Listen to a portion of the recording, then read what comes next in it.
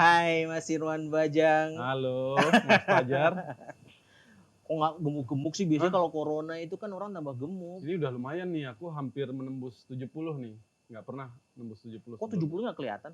68, Pak. Makanya pakai baju agak besar nih. Oh gitu ya? Heeh. Gitu. 68 lah aku mentok di situ. 68, 69. Ini mentang-mentang penulis kaosnya berat ya. Arus balik. Ini kaosnya Pak Ong. Pak Ong itu. Pang itu siapa tuh? Ong Hari Wahyu itu desainernya buku Bumi Manusia dulu. Oh. Desain covernya Pram, terus dia bikin sebenarnya ini alternatif dari cover yang lama. Ah. Belum ada rencana penerbitan tapi dia udah bikin Udah bikin lah. dulu gitu ya. Nah, karena nganggur kita jadikan kaos. Kemarin jadi merchandise di Mocose Festival. Nganggur aja produktif ya. Iya. Luar Pandemi, biasa. Pak. Pandemi ya. Lebih banyak di rumah, harus banyak berkarya kan. Biar dapur tetap ngebul. Tapi kalau apa?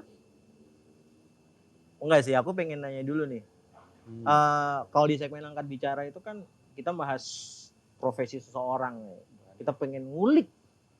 Saya nggak ada profesi nih loh, Oh, iya. pengangguran. Jangan bilang gitu dong. Malaikat denger diam ini repot ntar nih. Di rumah terus. Oh, terus. Malaikat nggak masuk rumah ya? Iya. Iya. Ini apa? Kok mau? Dulu tuh yang dipikiran tuh apa kok mau jadi penulis? Udah direncanain atau ngalir gitu aja sih? Direncanakan sih sebenarnya. Jadi aku pindah ke Jogja untuk kuliah waktu itu. Dari Lombok ya? Dari Lombok Timur. Rencananya itu pengen jadi penulis gitu, makanya nggak jadi diplomat. Kita kan satu kampus kan. Iya. Aduh. Hubungan internasional ya. Iya, cuma beda Kampus nasib. seberang ya. Situ lulus dari kampus itu saya belok kanan entah kemana ya. Lulus dari kampus sebelah ya. Dari kampus sebelah. Makanya nggak jadi diplomat karena pengennya jadi penulis kan. Lah terus kenapa masuk HI Mas itu? Ya nggak tahu ya, karena ngirim rapot keterima di kampus kita ya udah. Yang penting Berangkat bisa aja berangkat ke Jogja aja gitu. daripada ikut tes dan lain sebagainya. Konon katanya di Jogja itu tempatnya kalau mau jadi penulis, banyak penerbit, banyak toko buku dan lain sebagainya. Berarti memang dari awal udah tahu pengen jadi penulis gitu. Aku rencanakan sejak SMA sih ya. Karena sebenarnya pemantik pertamanya itu kelas 4 SD waktu itu. 4 SD?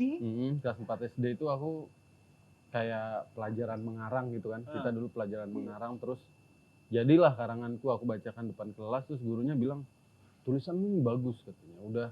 Udah kayak anak SMA kamu nulis katanya. Guruku waktu itu. "Suatu saat kamu mungkin kalau tekun bisa jadi sastrawan," katanya. Oke. Apa itu sastrawan tak gitu kan. Oh, sastrawan. Makanan apa ini sastrawan? Makanan apa itu? Yang jelas aku udah menikmati pelajaran mengarang, itu pelajaran yang paling aku sukai dan cepat selesaikan gitu. Karena hitung menghitung agak lambat ini kepala ini kan. Saya samain lah. Nah, nggak tahu pelajaran mengarang itu aku senangi dan cenderung cepat aku selesaikan gitu. Di mengarang waktu SMP, waktu SMA tuh aku kayak mendapatkan, ini kamu disuruh mengarang terus ada banyak hal yang ingin aku ceritakan dan cepet banget terjadi gitu. Nah, pemantik waktu SMA, waktu SD guruku bilang begitu, akhirnya membuatku jadi lebih rajin membaca gitu. Menulis sih belum ya, baca gitu. Nah, kemudian di SMP itu nasib apes sekaligus baik itu mungkin jadi jalan baru untuk aku mengenal dunia menulis. Apesnya kelas habis dan akhirnya aku ditempatkan di perpustakaan. Kelas Jadi habis maksudnya gimana nih? Ruangannya habis? Ruangan kelas tuh habis, mungkin terlalu banyak pendaftar ya, terus saya telat daftar. Oke, Jadi dapatnya kelas ujung-ujung gitu loh. Kelas 1E waktu itu. Biasa sampai D soalnya, 1A, 1B, 1 sampai 1D gitu. Nah, udah dapat bonus nih, 1E. Bonus nih ya, anak-anak 1E nggak ada kelasnya. Akhirnya ruang perpustakaan itu di-skat, terus dijadikan kelas satunya gitu. Nah, di situ yang ya mungkin bagi orang apes ya, kelasnya bercampur dengan perpustakaan. Nah, justru di situ aku nemuin keasikan dunia membaca. Ya di sampingku perpustakaan itu, jadi aku tinggal jauh-jauh. orang datang bawa kartu minjem gitu, aku kan bisa ngambil ngambil bawa Pelajaran pulang itu. gitu kan, atau baca di situ aja. Jadi kayak karya-karya sastra Indonesia klasik itu aku selesaikan di situ semua SMP tuh. Sastra Indonesia Klasik. klasik. Mm-mm. Wah, itu kayak apa itu sastra Indonesia klasik tuh? Karena kan ini ya di tempat kami kan jauh dari Pulau Jawa ya, Iya. jauh dari pusat gitu, stok buku kan tidak diperbarui, Pak. Stok buku tidak sebaru yang mungkin waktu kamu SMP di Jogja ya. Emang itu kondisi nyata tuh emang kayak gitu? Ya bukunya buku-buku yang dikeluarkan pemerintah, ya buku-buku wajib itu, buku-buku wajib. Dulu apa ya?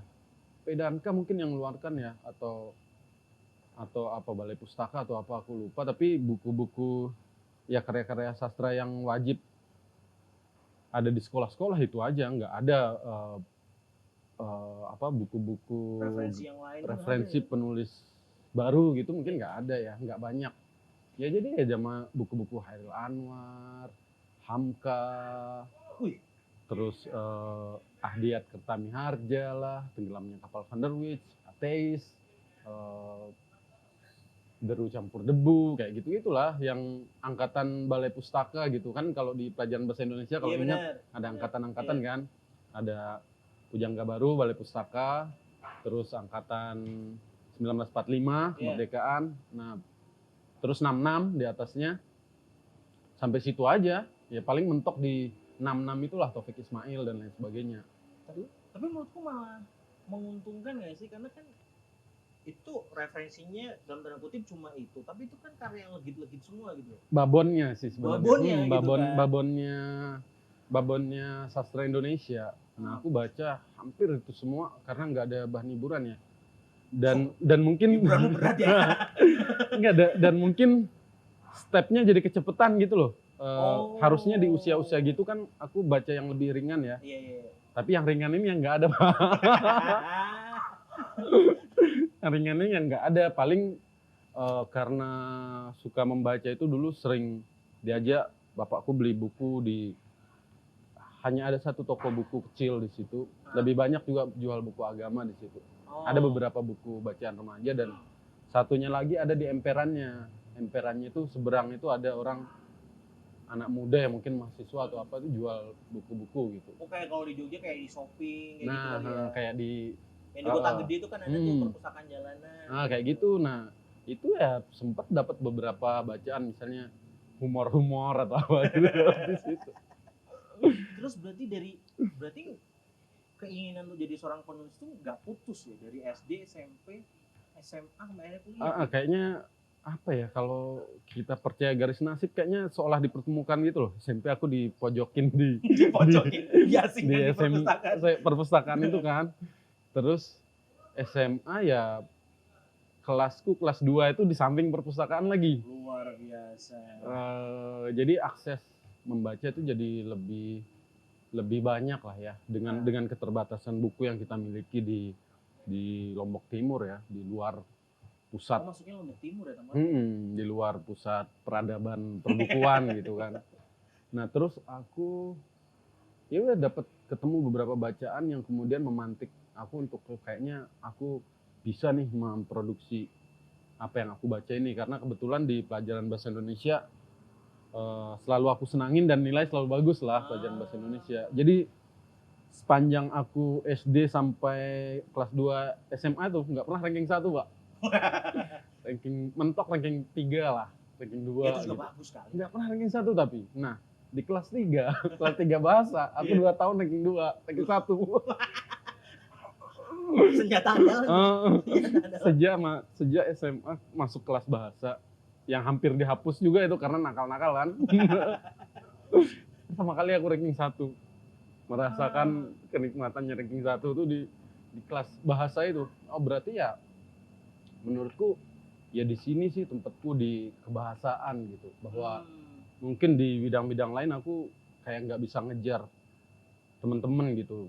Orangnya nggak rajin. Ini kok rajin. gitu ya. sedikit bodoh gitu kan dalam hitung-hitungan. Sedikit bodoh banyak cuan situ. Akhirnya itulah yang kemudian waktu pindah ke Jogja, guruku bilang, kamu kalau ke Jogja nanti ikut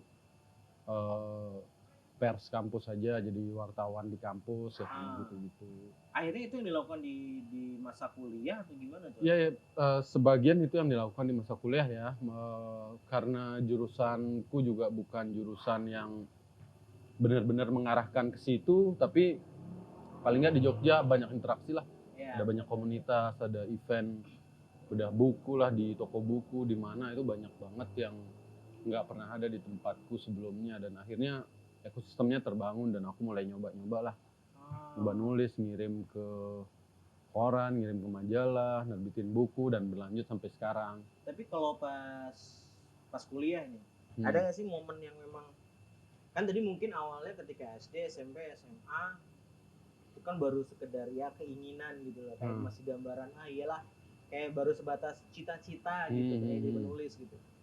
Terus kapan itu ada momen kayak yang benar-benar nge-trigger pokoknya hidup matiku tuh jadi penulis, aku menyandarkan hidupku itu menggantungkan hidupku jadi penulis tuh kapan itu? Momennya sih sebenarnya aku agak telat juga ya waktu di Jogja, karena kalau teman-teman yang biasa menulis, komunitas menulis tuh banyaknya di UGM, di UNY, banyaknya waktu itu sama UIN. Ada banyak komunitas, ternyata juga ada beberapa anak-anak muda bikin penerbitan di situ, di kampus kita ya. UPN waktu itu memang nggak banyak tradisi itu dilakukan gitu, karena tradisinya lebih banyak ke agak barat ya, kita kan agak di timur itu tradisinya agak bikin tradisinya agak berbeda. Nah itu yang kemudian membuatku mungkin agak lambat ya masuk ke situ mungkin.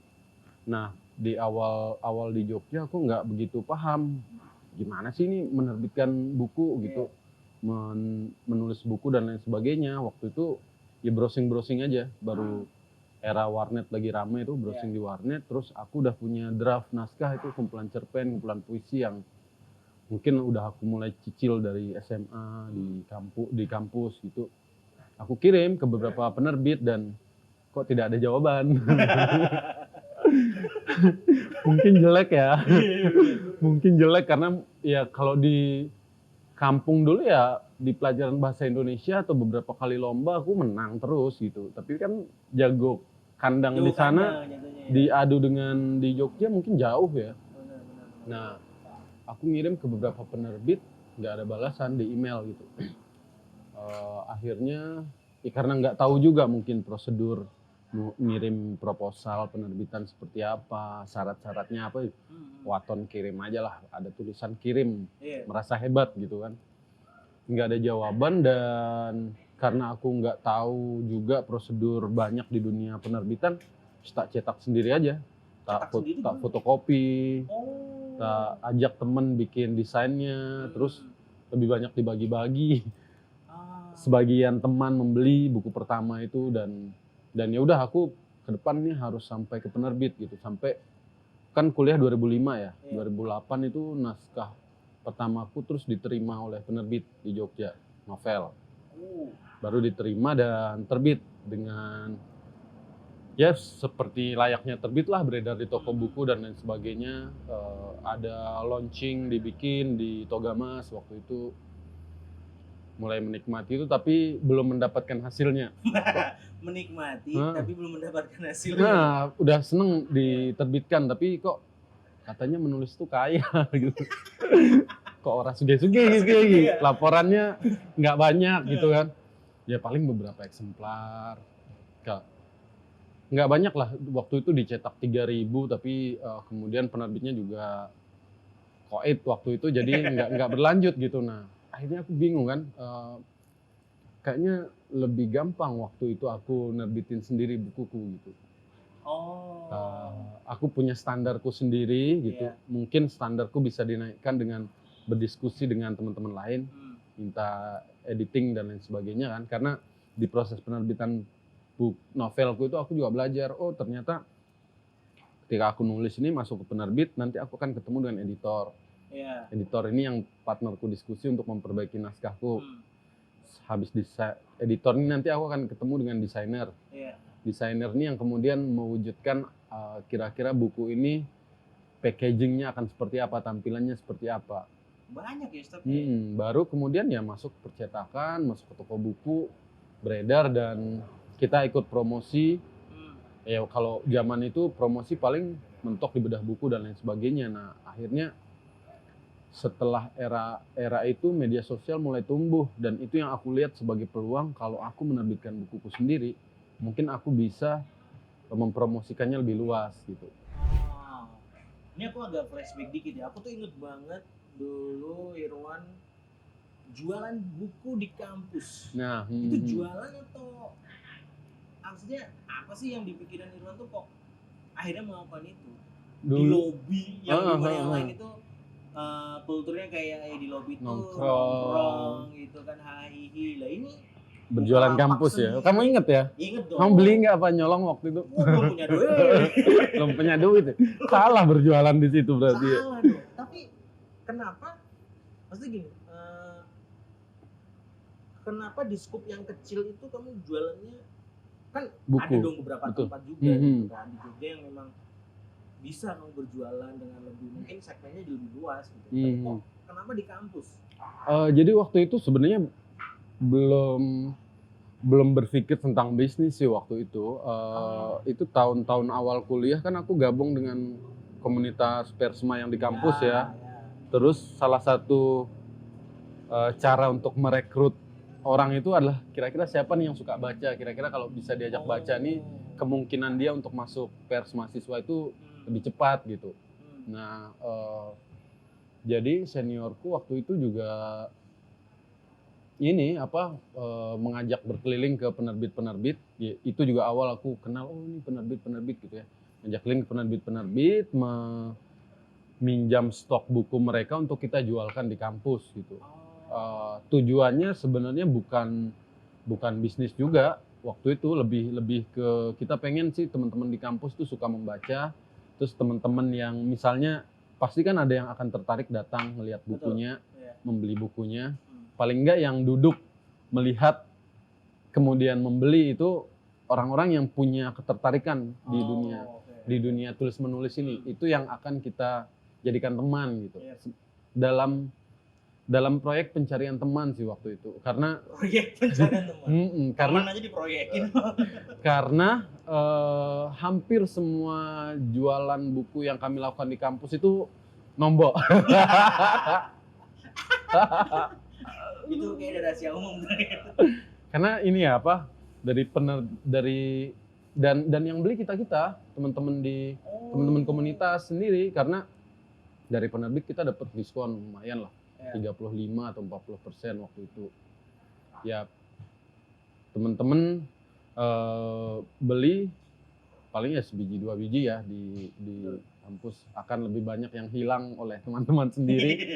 Atau ketika kita mau mengembalikan karena harganya relatif jauh lebih murah kan, dengan harga pokok setelah diskon itu rata-rata uang bulanan kita beli dari kita pakai untuk membeli buku itu.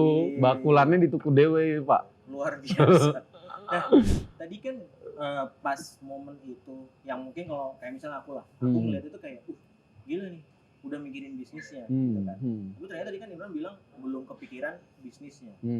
Nah, sekarang kan kayak kita tahu lah Irwan tuh punya Indie Book Corner, punya Pacar Merah, IO Literasi ya besar lah di Indonesia ukurannya. Alhamdulillah. Terus CEO-nya event musik dan literasi terbesar di Indonesia, Mocose. Itu apa ya, kayak turning point-nya tuh kapan mulai memikirkan bisnis terus sampai akhirnya punya jaringan bisnis besar sekarang?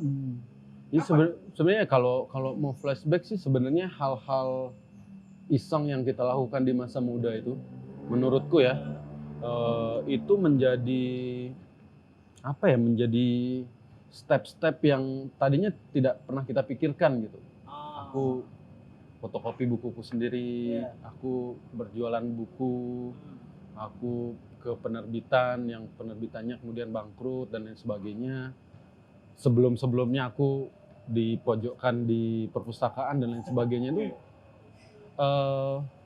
apa ya, itu adalah garis waktu yang ketika kita coba urai itu ternyata ya tidak terjadi begitu saja gitu. Artinya ketika misalnya kemudian dari beberapa proses aku ketemu penerbit, aku nyetak bukuku sendiri, aku akhirnya bisa memformulasikan Indie Book Corner bahwa penulis butuh partner, penulis butuh pasar yang spesifik, penulis butuh teman untuk berdiskusi dan lain sebagainya. Lahirlah Indie Book Corner itu. Kemudian bahwa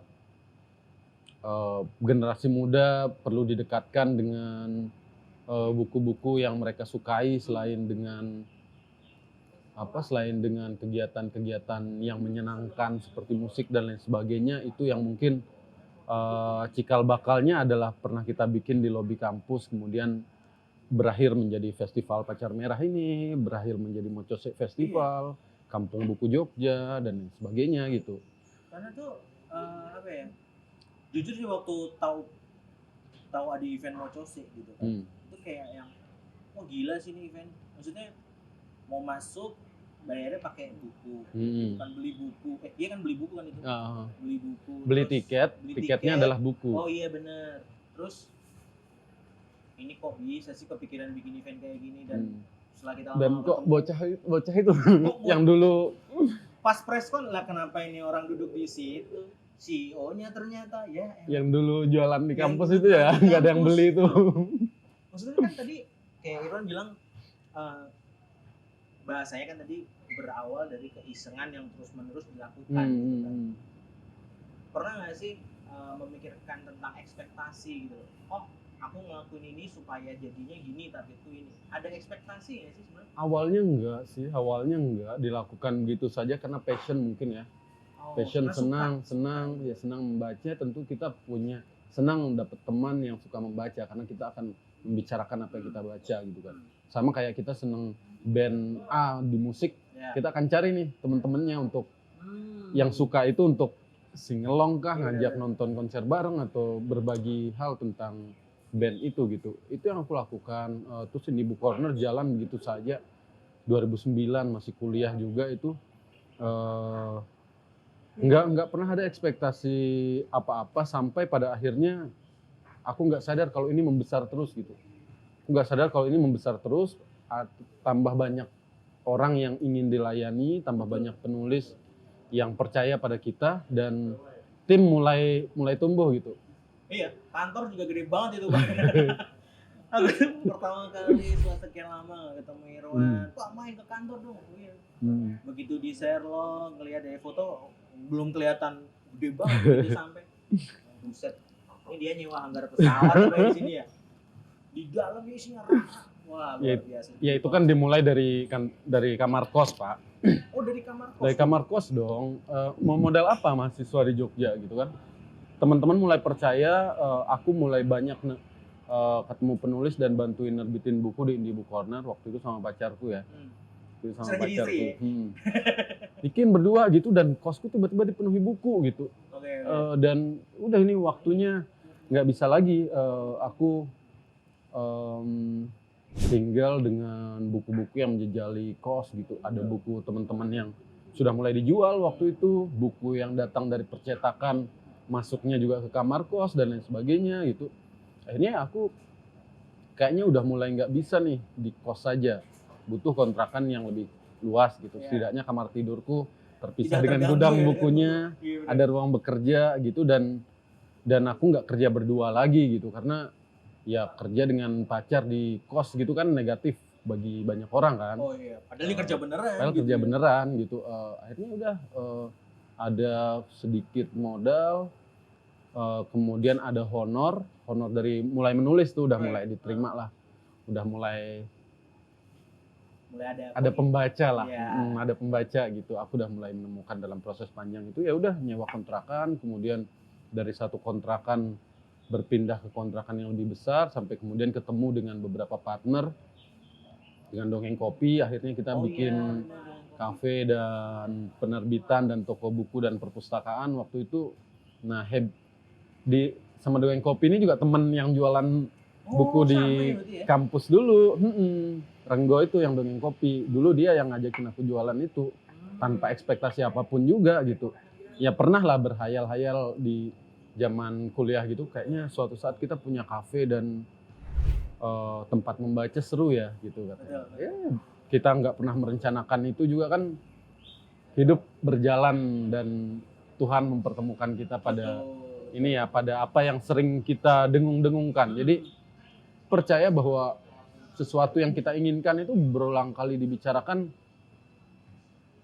bahkan tanpa melakukan effort yang lebih pun suatu saat akan terwujud gitu. Nggak pernah kepikiran sebelumnya. Berarti kayak teori apa ya, kan banyak orang yang bilang jangan lupakan mimpimu, minimal kamu setiap bangun tidur ingatlah tujuanmu, cita-citamu pengen apa tuh, minimal ingat dulu gitu. Iya, paling gitu aja. Kalau yang lebih beres sih sebenarnya memplanning itu semua ya. Nah ini nih itu lebih beres itu. Nah. Cuman aku kan nggak punya planning di awal. Nah maksudnya gini Wan, kita ngomongin kalau generasi kayak tua banget kita ya, angkatan aja lah. Maksudnya angkatan kita yang katanya masuk kuliah 2005 gitu kan. Terus sama angkatan yang kayak masuk kuliahnya di 2010, 2015 gitu. Itu kan mereka udah punya kayak tolak ukur gitu loh. Benar. Kalau tokoh yang ini dulu dia memulai ketika kuliah gitu. Terus dia aku juga kuliah dan kebetulan cita-citaku atau impianku sama dengan dia. Rata-rata itu mereka secara otomatis akan membuat plan, betul. Plan dan mencoba untuk menjalani itu step by step. Ya. Tapi kok aku ngelihatnya kayak banyak yang nggak struggle gitu. Itu kalau dari menurutku pribadi kayak yang apa sih sebenarnya penyebabnya kok bisa? Mungkin ini ya. Ini bukan membedakan generasi ya, tapi bener, aku menganggap generasi sekarang jauh lebih cerdas dari kita ya. Dari generasi yang sebenarnya masih satu generasi sih, tapi maksudku di anak-anak yang lebih muda dari kita yang sekarang mungkin masih berusia 20, 18 tahun itu, mereka punya banyak gambaran karena punya banyak referensi. Mereka bisa membaca apa saja di genggaman mereka dan lain sebagainya. Sudah banyak portofolio yang bisa mereka contoh dan sekarang mereka rajin memplanning itu dari SMA, bahkan mereka planning tahun ini aku akan masuk startup ini, tahun ini akan pengen di perusahaan ini, tahun ini bikin usaha ini membesar dan lain sebagainya. Kalau dulu sih yang aku alamin ya kita let it flow aja, karena passion ya. Jadi jalan-jalan gitu aja karena nggak banyak juga pekerjaan yang bisa dilakukan di masa kuliah waktu itu ya. Paling kalau mau bekerja sambil kuliah itu ya kalau nggak jaga warnet waktu itu paling jadi SPG Dagadu. Iya kan? Iya bener sih. Itu aja kan dulu, atau ikut IO ini. Tapi kamu ngerasa nggak sih, mental itu punya peranan penting banget loh. Mental, daya juang kita, karena aku nggak bilang misalnya nih orang yang masuk kuliah tahun 2015 lah, let's say kayak gitu. Kayak tadi kamu bilang kan referensi udah banyak gitu kan, dan sumber-sumber support system tuh mereka bisa dapetin itu dengan gampang gitu kan. Tapi banyak yang akhirnya berhenti di tengah jalan. Kita sering banget lah ketemu dengan beberapa orang yang kayak baru jalan setahun 2 tahun mencoba jalan, tapi kok berhenti di tengah jalan. Itu kalau dari sudut pandangmu gimana? Kalau aku mungkin karena arus informasi gampang didapatkan, jadi seorang cepat tertrigger, ada berita bagus nih, aku pengen jadi ini gitu. Tapi kemudian nanti sebulan atau 2 bulan kemudian ada lagi nih, ini berita bagus nih, kisah sukses bagus, aku pengen jadi ini gitu. Kalau dulu kan sebenarnya untuk mendapat informasi itu harus ada effort ya. Mau baca buku apa misalnya, kiat sukses membangun usaha pecel lele misalnya ya kita harus mencari bukunya gitu. Belum tentu ketemu pun kita harus membeli dan butuh waktu untuk membacanya. Mempelajari butuh waktu. Kalau sekarang ada halaman nganggur nih, bikin ternak lele gitu. YouTube cara beternak lele 5 menit kita udah dapat gambaran umum semuanya. Tapi mungkin karena nggak didapat dengan perjuangan atau nggak dipelajari mendalam, itu yang membuat orang cepet switch pindah ke tempat lain. Tapi aku kadang nggak menyalahkan orang-orang yang cepet pindah dari passion A, B, C gitu sih, karena mungkin ya kalau kalau udah gagal di satu pindah aja segera ke yang lain gitu. Kalau di situ gagal cari lagi yang cepat berhasil gitu. Nah, kalau dulu kan nggak banyak pilihan gitu. Ya udah jadi bikin ditunggu lama gitu, dan ya waktu aku menyusun semuanya itu bisa dibilang sih udah kuat secara passion ya. Secara passion, teman-teman, orang-orang yang kita ajakin udah banyak gitu, dan akhirnya industriku yang membutuhkan pembesaran gitu, bukan aku awalnya gitu. Oh ya, Ternyata aku butuh editor lagi, teman editor, aku butuh desainer lagi, aku butuh saluran penjualan yang lebih luas, aku butuh partner untuk berkolaborasi lagi, aku butuh berkeliling Indonesia untuk mendistribusikan buku, kayak gitu-gitu sih.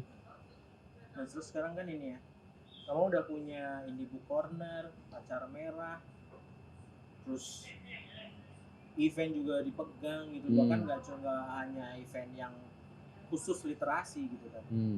Sebenarnya masih ada keresahan yang pengen kamu bawa sampai ke depan nggak sih dengan jaringan bisnis ini yang sekarang udah dipunyai gitu?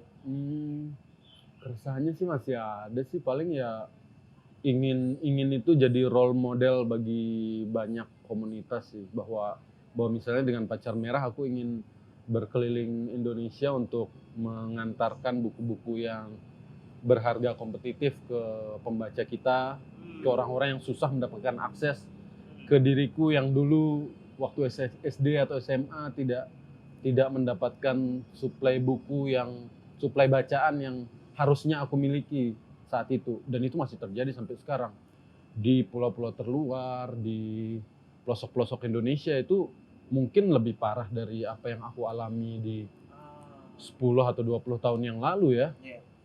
Nah itu aku sih pengennya ini jadi role model dan jadi kolaborasi bagi banyak orang, bahwa dengan bekerja sama, dengan menggandeng banyak orang, banyak komunitas, hal-hal mustahil itu bisa kita lakukan gitu. Hal-hal mustahil bisa dilakukan. Ya kalau aku sendiri kan pastinya nggak bisa ya, waktu itu ya. Ngajak banyak penerbit, ngajak banyak penulis untuk belajar bersama, ini pasti nggak bisa. Jadi butuh tim, butuh partner-partner komunitas ini, penerbit ini, toko buku ini, event ini, dan lain sebagainya, dan bahkan lintas platform gitu. Karena literasi bagiku bukan melulu tentang buku itu aja, buku bacaan gitu, tapi segala hal yang terkait tentang penyebar luasan gagasan, penyebar luasan informasi, dan pemerataan akses itu kepada makin banyak orang. Makin banyak orang berkecimpung atau melek terhadap literasi, ya kualitas SDM kita otomatis harusnya bertambah ya, meningkat ya, dan konon kemajuan sebuah bangsa itu kan diukur sebagai seberapa tinggi kualitas SDM tumbuh gitu kan. Betul, karena emang menurutku juga satu-satunya yang bisa menyamakan level kita itu emang di pendidikan. Iya, pendidikan betul. Pendidikan ya lewat berbagai macam hal, salah satunya ya literasi. Literasi itu ya membaca buku, menulis konten yang baik, bagaimana terhindar dari hoax gitu, bagaimana menyampaikan gagasan lewat media-media baru yang berbeda, lewat podcast, lewat video, lewat desain, dan lain sebagainya. Yang itu pada ujungnya adalah pada peningkatan kapasitas SDM manusia Indonesia sih. Mantap. Oke Bang, ini closing statement ya. Kan sekarang kan powermu tuh udah oke banget menurutku. Maksudnya kamu nge-tweet dikit di Twitter aja yang respon lu bejibun banget gitu kan. Di Instagram apa lagi gitu kan. Gimana kita bisa bijaksana dengan power yang kita punya sekarang gitu. Karena kita kan tidak pernah mempersiapkan, kan kita seringnya mempersiapkan diri bagaimana untuk jadi sukses. Tapi kita kadang melupakan bagaimana menyiapkan diri kita ketika kita punya power yang lebih besar. Dan apa yang kita ucapkan, kita tulis, itu punya pengaruh yang besar ke orang banyak. Itu gimana tuh?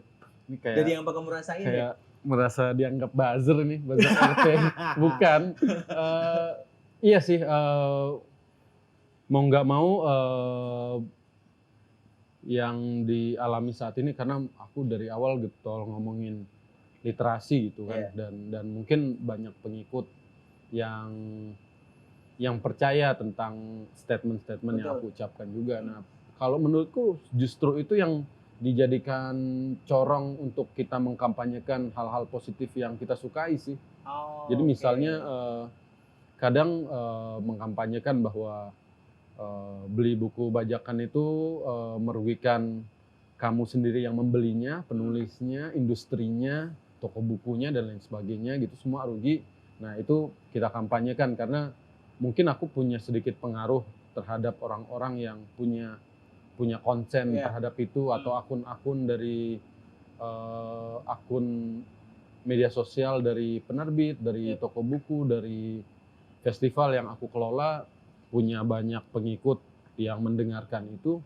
Menurutku ya justru itu adalah senjata untuk mengkampanyekan apa sih yang selama ini ingin kita teruskan atau ingin kita besarkan bersama dengan orang-orang gitu. Jadi jangan sok tahu ya. Jadi mendingan kita tuh fokus membicarakan, menyuarakan emang yang kita tahu persis gitu kan.